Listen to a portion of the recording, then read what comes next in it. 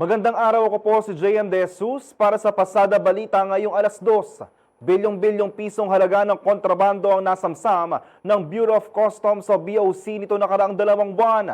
Sa inilabas na ulat, nasa 2,300,000,000 pesos worth ng smuggled goods ang kabilang ng iligal na droga ang nakumpiska ng BOC mula Hulyo hanggang Agosto ngayong taon.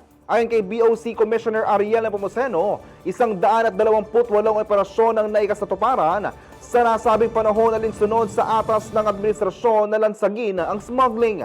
Kasama sa mga na-recover ng customs ang 1,230,000,000 na halaga ng illegal drugs, 929 million ng peking sigarilyo, tabako at vape at 178 million na agricultural products.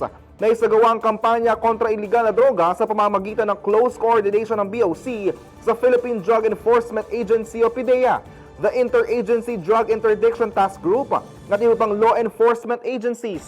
Nitong July 17, nabisto sa inspeksyon ng BOC sa isang shipment sa Manila International Container Port ang 749,630,000 pesos.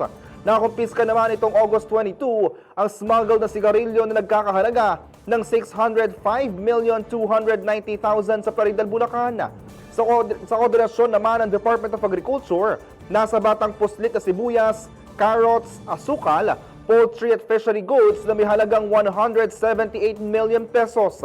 Alinsunod ang mga operasyong ito sa RA 12022 o Anti-Agricultural Economic Sabotage Act na itinuturing na economic sabotage ang large-scale smuggling ng produktong pang-agrikultura.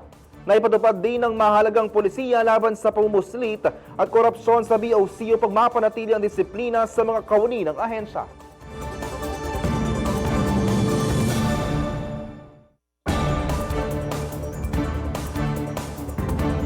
Para sa iyo pang balita at updates, tutok lang sa Pasada Balita mamayang alas 4 ng hapon. Ako po si JM De Jesus. Magandang araw po.